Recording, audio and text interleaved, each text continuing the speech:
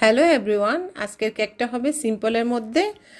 কালারটা হচ্ছে হালকা পার্পল, বাট এখানে বোঝা যায় না হালকা পার্পলটা। আর এটা করব আমি জিপসি ফুল দিয়ে বর্ডারটা। আমি এটা হেভি গানাশ দিয়ে তৈরি করে নিয়েছি আগেই, এখন ফিনিশিংটা দিচ্ছি। আর এটার ফিনিশিংটা আনতে এত যে কষ্ট হয়েছে বলবার বাইরে। আমি জানি না, মাঝে মাঝে কিছু কেক হতেও চায় না। আর আমার পেজের কিছু অফার চলতেছে, আপনারা চাইলে অফারটা এই পুরো ডিসেম্বরে অফারটা নিতে পারেন।